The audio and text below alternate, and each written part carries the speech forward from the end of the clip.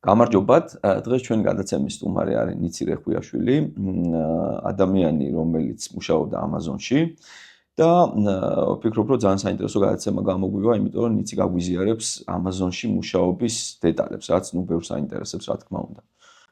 ნიცი, დიდი მადლობა გადაცემაში მონაწილეობისთვის და მინდა გითხრა, რომ მოგვიყვე Amazon-ში მუშაობამდე რა საქმიანობდი, რა ვთქვათ, რა სწავლობდი, საცდაობდი და ეს დეტალები რო გაგვიზიარო, რომ ამითი გავიგებთ მე როგორ უნდა მოხვდნენ სხვა ადამიანები Amazon-ში სამუშაოდ. გამარჯობა ლადო, მადლობა მოწვევისათვის. Amazon-ში მუშაობის დაწყებამდე ვსწავლობდი ლოჯისტიკას გერმანულ ენაზე. გავიარე ასევე სხვადასხვა კურსები, როგორც გერმანული კურსი გერმანიაში, ასევე ლოჯისტიკის მიმართულებით და მიწოდების შეწვრის ოპტიმიზაციასთან დაკავშირებით. ასევე მუშაობდი სხვადასხვა საერთაშორისო კომპანიაში, გავიარე პირველი პრაქტიკა. შემდეგ სწავლის დამთავრების შემდეგ დავიწყე გერმანიაში remote job-ი ტრანსპორტირების მიმართულებით.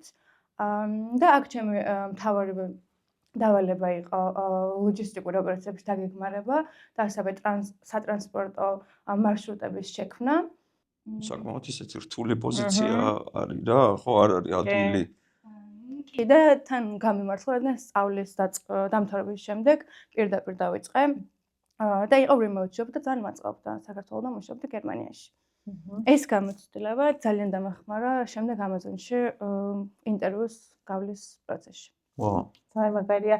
ნიც მე როგორ Amazon-ში ნახე, როგორც ვიცი, ვაკანსია LinkedIn-ზე ხო? და შერჩევის პროცესიც რომ მოგვიყვე, რამდენად რთული იყო, რა ეტაპები გაიარე, სანამ გახდებოდი Amazon-ის გუნდის წევრი. კი ბატონო. პირველ რიგში LinkedIn-ი ძალიან კარგი პლატფორმა არის და ძალიან მნიშვნელოვანი, იმიტომ რომ სანამ მე გავაკეთებდი apply-ს Amazon-ზე, თვითონ Amazon-ის რეკრუიტერმა მომწერა LinkedIn-ზე, მივიღე წერილი, რომ ჩემი სკილები კარგად შეესაბამებოდა Amazon-ის ამ როლის მოთხოვნებს და რომ უნდა მეცადა. გავაკეთე ჩვეულებრივად apply, გავაგზავნე სამოტივაციო წერილი. წარმოვიდგენია როგორ რეაქცია გექნებოდა Amazon-ისგან ვიღებ უწყოთ შემოთავაზე. თავიდან მეგონა რომ იყო რაღაც ჯერ ძალიან დიდხანს research გავუკეთე თუ მართლა იყო თუ არა Amazon-ის რეკრუიტერი და მეგონა რომ რაღაც fake ინფორმაცია იყო და გასაგები. სქემი იყო ერთგვარი. შემდეგ ნუ მაინც გავაკეთე მე რას ვკარგავდი დაახლოებით და მე რომ მომევიდა უკვე ოფიციალური მეილი Amazon-იდან და რო ეწერა ეხლა amazon.com, მანდ უკვე მივხვდი რომ თურმე სიმართლეა და ხუმრობა არ არის. თვითონ რეკრუტული პროცესი ერთ-ერთი ყველაზე რთული არის ალბათ მთელ მსოფლიოში Amazon-ის შედგება რამდენიმე ეტაპისგან. ჩემ შემთხვევაში ეს იყო 4 ეტაპი. პირველი არის HR-თან. პირველი ეტაპი არის შედარებით ყველაზე მარტივი, იმიტომ რომ HR-ი ამოწმებს რამდენად შეესაბამება შენი უნარები და სკილები იმ პოზიციას, რომელზეც აკეთებ apply-ს და ასევე მე როცა ამ ეტაპის შემდეგ მოგდის დაახლოებით 1-2 დღეში უკვე პასუხი, გაიარე თუ არა წარმატებით და შემდეგი ეტაპი არის უკვე ტექნიკური. სადაც ხდება შენი პროფესიული უნარებისა თუ რაღაც soft skill-ების შემოწმება, რამდენად თანხმდარია კომპანიასთან და ეს შემდეგი სამი ინტერვიუ გაქვს ერთ დღეს, გრძელდება დაახლოებით 3 საათის განმავლობაში და არის behavioral interview. ისეთი სტრესული არის რა, ერთგვარი, ხო 3 საათიანი ინტერვიუ ძალიან კი, იყო სტრესული. მაგრამ ესეც ერთ-ერთი მგონია რომ რაღაც ესეც სპეციალურად არის გაკეთებული, რომ რამდენად შეგიძლია ამ რაღაც სტრესულ მდგომარეობაში და გასაგები. შეიძლება, კი, მაგასაც ეგეც. არ არის გამორიცხული, ხო? კი. შერჩევის ეტაპის ნაწილია. ნიც მე როგორ უშუალოდ Amazon-ში როცა დაიწყე მუშაობა, მაგ პერიოდზეც რომ მკითხა შენი გამოცდილება როგორი იყო, რამდენად ქონდა ხელშეწყობა განვითარების, თუ არის მსგავსი პროგრამები Amazon-ში, რა თანამშრომლების სწავლების გარდა თვითონ პრომოუშენები რამდენად ხშირია და როგორი გარემო დაგხვდა?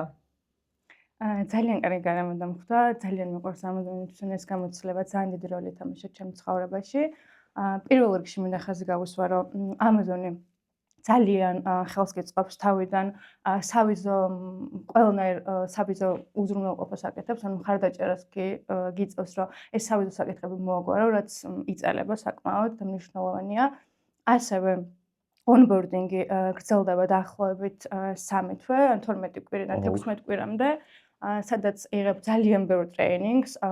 ჩემ შემთხვევაში მნიშვნელოვანი იყო გარდა პროცესული ცოდნის მიღება, ასევე leadership skills-ების განვითარება და ეს ინტერვიუს პროცესში ასევე იყო ერთ-ერთი მთავარი გამოწვევა, იქიდან გამომდინარე, რომ მანამდე არ მქონია მენეჯერული გამოცდილება, რომ დამინახებინა, რომ მქონდა მართლა leadership skills-ები და ასევე პოტენციალი ამ როლის კარგად შესრულებისთვის.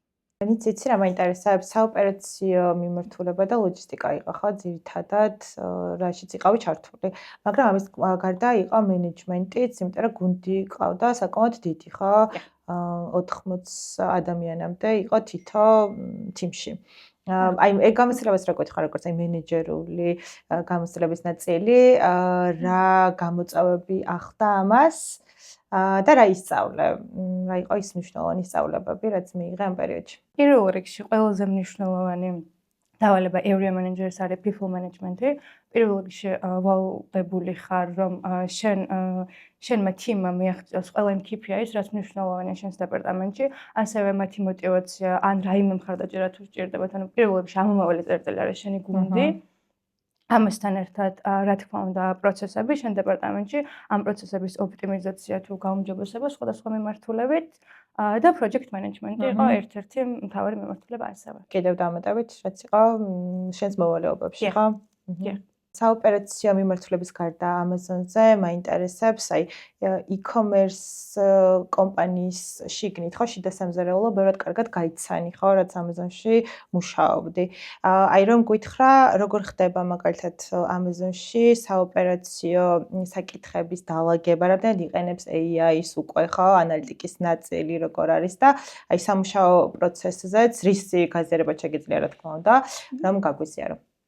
ბატონო პირველ რიგში მინდა აღნიშნო, რომ onboarding-ს როცა Amazon-ში მუშაობას იწყებ, ყველა მენეჯერი ვალდებულია, რომ პირველი 2 კვირის განმავლობაში ერთი დღე გაატაროს სხვადასხვა დეპარტამენტში, რადგან შექმნას ეს რაღაც იქ ნახო რა ხდება და როგორ. ზუსტად. რომ ქონდეს რაღაც big picture-ი მთლიან Amazon-ის პროცესში და იცოდე როგორ არის აგებული და როგორ არის დაკავშირებული ერთმანეთთან. აქედან გამომდინარე, რო იწყებ უკვე გაქვს წარმოდგენა ყველა პროცესზე და რა თქმა უნდა onboarding-ის დამთავრების შემდეგ უკვე მზად ხარ იმისთვის, რომ მარტო გავწიო ლიდერობას, ვთქვათ, ან ხელმძღვანელობა შენს გუნდს. AI-ის გამოყენება რა თქმა უნდა ძალიან დიდია Amazon-ში. მე მუშაობდი გერმანიაში და ის შენობა იყო 3 თვის გახსნილი, მე როცა დავიწყე და ყველაზე ახალი ევროპაში. აქედან გამომდინარე, რა თქმა უნდა ვიყენებდით საუკეთესო და ყველაზე რაღაც განახლებულ ტექნოლოგიებს. ასევე რობოტებს, რა თქმა უნდა და პროცესები ძალიან ოპტიმიზირებული და ავტომატიზირებული არის. ანუ იდეალურად გამართული ყველაფერი ხო, რა თქმა უნდა, რა. კი, თუმცა იქიდან გამომდინარე, რომ ჩემი კომპანია იყო თვითონ ჩვენი შენობა იყო ლანჩი, აქედან გამომდინარე თავიდან ძალიან ბევრი რესურსი ჩავდეთ იმაში, რომ ეს ყველაფერი აგვეგო. რა თქმა უნდა, Amazon-ში არსებობს best practice-ები და ასევე გეხმარება სხვადასხვა გუნდი და ჩამოდის, როდესაც ახალ შენობას მართავენ. თუმცა რა თქმა უნდა, ყველა პროცესი არის ძალიან კომპლექსური. კი, რა რჩევს მიცემდი იმ ადამიანებს, ვისაც სურვილი აქვს მაგალითად რომ დასაქმდეს Amazon-ის მსგავს კომპანიებში და აი რა შენ საუბრობდი მაგალითად მანამდე ხო რაღაც მონათესავე სფეროში იყავი, მუშაობდი ენაზე ასევე რომ გერმანული ენას სწავლობდი და იცოდი. აი ამ ყველაფრის გარდა რა უნდა გამოიყენო, რა დავშოთ აქტიურები უნდა იყვნენ LinkedIn-ზე, დაუკავშირდნენ თვითონ მიწერონ HR-ებს თუ აი რა რჩევებს მიცემდი, როგორ უნდა შეძლონ დასაქმება მსგავსი ტიპის e-commerce კომპანიებში? პირველ რიგში ან გერმანული ენის ცოდნის გარდა აუცილებელია ინგლისური, სულფასოვნად. ბოდიში, მაგრამ ამ კადრების გადინებას კიდე უნდა ეხშევები რა, რა შვები.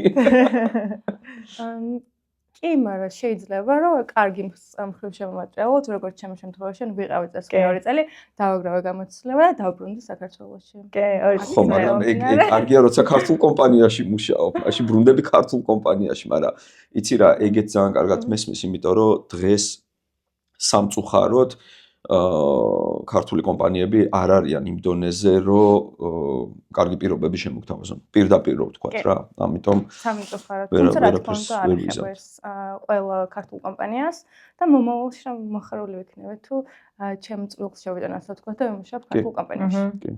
კი, კი, და მაგ გამოცდილებასაც გამოიყენებ უკვე ხო. აი რო გავაგრძელოთ პრინციპში, რასაც საუბრობდი, რა რჩევს მიცემდი ხო გავს ადამიანებს. პირველ LinkedIn რა თქმა უნდა, როგორც აღნიშნე, დიდ როლს თამაშობს და ყველას ურჩევდი, რომ LinkedIn პროფილი ქონდეთ მოწესრიგებული. პირველი ეტაპი CV-ს რა სტრუქტურით აწყობ, როგორ გაგზავნი, ძალიან დიდ როლს თამაშობს. ასევე მნიშვნელოვანია სამოტივაციო წერილის გაგზავნა. ძირითად შემთხვევაში არის ხოლმე optional, ნიშნავს, რომ არ ხარ ვალდებული გააგზავნო, თუმცა ურჩევ ყველას, რომ მაინც დაწერონ და კარგად წარმოაჩინონ მათი мотиваცია. ჩემ შემთხვევაში აი ამ мотиваციის დანახება, რომ მე ზუსტად ვიცოდი 18 წლიდან დაახლოებით, რომ მინდოდა Amazon-ში მუშაობა, ძალიან გადამწყვეტი იყო ინტერვიუს პროცესში. იყვნენ მაქსიმალურად ინფორმირებული კომპანიის კულტურის და ასევე მათი მიზნების შესახებ და შეამოწმენ რამდენად თანხმდრაშია მათი მიზნები და ღირებულებები ამ კომპანიის ღირებულებებთან. ესეთი კითხვა მაქვს რა, როგორ უმკლავდება Amazon-ი ისეთ გამოწვევებს, როგორიც არის მაგალითად სიტყვას დიდი მოცულობის შეკვეთები, ან მაგალითად შეკვეთის უკან დაბრუნება, ეს ჩვენი e-commerce-ებისთვის ცოტა ესეთი მტკივნეული საკითხებია და მოდი ეს ნაწილიც გავიაროთ რა. კი ბატონო. რაც შეეხება დიდ მოცულობას, წლის დასაწყისში უკვე არის ზუსტად განსაზღვრული, როდის იქნება Amazon Prime Days, სხვადასხვა შეთავაზებები თუ ფასდაკლებები. აქედან გამომდინარე, თიმიდან საოპერაციო კუთხის მიმართულებით თიმი უნდა იყოს უკვე მზადყოფნაში ამ პერიოდებისთვის. ამ პერიოდში არ ხდება არანაირი ახალი პროცესის დანერგვა და ყველა თიმის მონაწილე, ასე ვთქვათ, გუნდის წევრი არის დაგეგმილი მხოლოდ იმ დავალებისთვის, რომელშიც არის, ასე ვთქვათ, ექსპერტი და არ ხდება რაღაც ტესტების ჩატარება. ყველა კეთებს იმას, რაც ძალიან კარგად იცის ამ პერიოდში. ხო, ანუ ყველა კონცენტრირდება ამ კონკრეტულ დღეზე, ხო, დაუშვათ რა. ასევე ხდება თუ არის მაგალითად Black Friday და ასევე სახალწლო Amazon-ში peak season იწყება დაახლოებით ნოემბრიდან, უკვე ოქტომბრის ბოლოდან და ამ დროს ხდება ასევე დამატებითი კადრის მოძიება, რომ fulfillment ცენტრებს ჰქონდათ სრულიად საოპერაციო მხარდაჭერა სრული და შეძლონ მათი რესურსების სწორად გამოყენება. ხო, რომ რამეში არ შეჩერდეს, ასე ვთქვათ, უწყვეტობა რო ქონდეთ რა. და რა თქმა უნდა, თანხმდრაში რო იყოს იმ forecast-თან და რაღაც დაგეგმარებასთან, რაც არის მოცემული. აჰა, გასაგებია. მაგრამ აი ყოველს ძალიან კიდე ის ნაწილი მაინტერესებს რა, როგორც ვიცი და მე პირადად მქონია გამოცდილება Amazon-ს აქვს საუკეთესო, აი ვთქვათ, მომხმარებელთან ურთიერთობის ნაწილი რა, მე მაგალითად რაღაცა შეკვეთამ დააგვიანა, რომელზეც მივწერე Amazon-ს და Amazon-მა მითხრა, რომ ერთი წუთი უკვე გამოგზავნილია მეორე შეკვეთა, მე ორივე ჩამოვიდა, ისე მოხდა და რომ მივწერე Amazon-ს, რომ მევთხარე ორივე ჩამოვიდა, ან წესიერად და პატიოსთან მოვიქეცი, მითხრეს, რომ არა, ჩვენ გჩუქნით შენ ორივე შეკვეთას, ანუ ორივე შეკვეთა იყოს შენი. ანუ აღარ დამაბრუნებინეს და ნუ ახლა ეს ჩემთვის ერთგვარი ის იყო რა, ანუ შოკი იყო, იმიტომ რომ ესეთი მიდგომა დავიწყებ იქით, რომ Amazon-ს აქვს სპეციალური დეპარტამენტი, რომელიც პასუხისმგებელია მხოლოდ ან მომხმარებლების, როდესაც მომხმარებლები აბრუნებენ უკან შეკვეთებს, ცალკე დეპარტამენტი არსებობს ყველა fulfillment ცენტრში და უშუალოდ მან ხდება ამ ყველაფრის გადანაწილება და დამუშავება ამ პრეტენზიების. Customer support-ი მუშაობს 24 საათით აუცილებლად. და ასევე Amazon-ის ერთ-ერთი მთავარი არა, ალბათ ყველაზე მთავარი leadership პრინციპი არის customer obsession, რაც ნიშნავს, რომ აბსოლუტურად ყველა თანამშრომელი Amazon-ისა განურჩევლად როლისა, დაწყებული ყველაზე დაბალი პოზიციიდან თუ დამთავრებული რაღაც CEO-თი ან site lead-ით, გათავისუფლებული აქვს ის, რომ ყველგან და ყოველთვის ჩვენი მომხმარებლებისთვის ვაკეთებთ ყველაფერს. და აი ყველას რაღაც ეს mindset-ი და შეხედულება აქვს. კი, და იქ ჩანს რეალურად კარგად თვითონ მუშაობის პროცესი. კი, ხო, ნუ იდეალურად არის რა. თანამშრომლებთან მიმართებაში, მე როგორც ვიცი, ასევე სტაჟირებაც ხშირი არის, ხო? აქვთ პროგრამები სტუდენტებისთვის. რამდენად ხშირი იყო მაგალითად სხვა ეროვნების ადამიანები, რამდენად იყენებდნენ, თუნდაც აი საქართველოს გავს ქვეყნებიდან თუ ჩამოდიოდნენ რაიმე პროგრამები თუ ქონდათ? სტაჟირებები არ არის ძალიან ბევრი და ვცდილობთ ხოლმე თუ ყავს სტუდენტი და აკეთებს სტაჟირებას ძალიან რაღაც განსაკუთრებული ყურადღება მივაქციოთ, რაც შეიძლება მოვაწონოთ ეს Amazon-ის კულტურა და გარემო, რომ შემდეგ ყველა სტუდენტს სურვილი ქონდეს იქ დარჩენის. საერთაშორისო კანდიდატებისთვის Amazon-ი ძალიან ღიაა. ჩემ შემთხვევაში Amazon-ის შენობაში დაახლოებით 70 სხვადასხვა ქვეყნიდან მუშაობდნენ ადამიანები. და როგორც აღნიშნე, Amazon-ი სრულად უზრუნველყოფს სავიზო მხარდაჭერას თუ ტრანსპორტირების ფრენის ხარჯებს, ასევე relocation bonus და sign-on bonus აძლევს ყველა საერთაშორისო თანამშრომელს და არა მარტო თუ რაღაც relocation-ი შედის. აქედან გამომდინარე, შემიძლია ვთქვა, რომ ნამდვილად ღია და ნამდვილად ასაფორთებენ ძალიან ყველა კადრს. ძალიან კარგი. ნიცე, შენს გეგმებზეც რა გითხრა, ეხლა დაბრუნდი საქართველოში, მუშაობ ისევ საერთაშორისო კომპანიაში, დისტანციურად ხო? რა არის შენი გეგმები? ეხლა კიდევ რა მიზნები გაქვს, რისი გაზიარება შეგიძლია, რა თქმა უნდა. კი ბატონო, ამ ეტაპზე მუშაობ საერთაშორისო კომპანიაში, ისევ გერმანიაში, შედარებით სხვა მიმართულებით, მაგრამ ისევ ოპერაციებში. ჩემი როლი არის ინტერნაციონალური მარკეტის ლიდი. და მომავალში ვფიქრობ და ძალიან მინდა რომ საქართველოში წამოვიწყო ჩემი საკუთარი საქმე. კონკრეტულად ჯერ ვერ ვიტყვი და ესე ძალიან კონკრეტული გეგმები არც მაქვს, თუმცა კი. საბოლოო გეგმა არის და მიზანი ეს რომ ვიცხოვრო საქართველოში და რაღაც ჩემი საქმე მქონდეს აქ. მაგარი. იცი, ბოლო შეკითხვა მაქვს, თუ შეიძლება, რა რჩევას მიცემდით ქართულ e-commerce-ებს? ქართულ და ასევე კარგი იქნება თუ გავიმხელ რომელ პლატფორმებს იყენებ ყველაზე ხშირად ქართული e-commerce-ებიდან. შემიძლია დავაკონკრეტო? კი ბატონო, რატომაც არა. Veli Stores. და რეკლამურ არ გამომივიდეს, Veli Store ჩემთვის საქართველოში არის ყველაზე მიახლოებული Amazon-თან და ყველაზე კარგ ლოჯისტიკურ სერვისს თავაზობს, ასე ვთქვათ, შემიძლია ზუსტად მივუთითო დრო როდის მინდა რომ მივიღო, რა დროს მივიღო და მგონია რომ სერვისი თამაშობს უდიდეს როლს ზოგადად e-commerce-ის კომპანიებისთვის. კი. და რა რჩევებს მიცემდი ქართულ e-commerce-ებს? პირველ რიგში მივცემდი იმ რჩევას, რომ ძალიან მომწონს Amazon-ის ეს mindset-ი, რომ big thing და ჩვენი რესურსი არის უსაზღვრო და დაიჯერონ და წამდეთ მათი რომ მართლა დღესდღეობით e-commerce აქვს უსაზღვრო პოტენციალი. ყველა ადამიანი ჩემ გარშემო პირადად უკვეთავს online ყველაფერს და შესთავაზონ მათ მომხმარებლებს საუკეთესო სერვისი.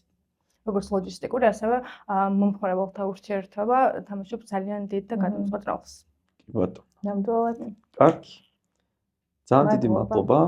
მადლობა თქვენ მოწვევისთვის. და წარმატებებს გისურვებთ. მადლობა დიდი ასევე წარმატებები.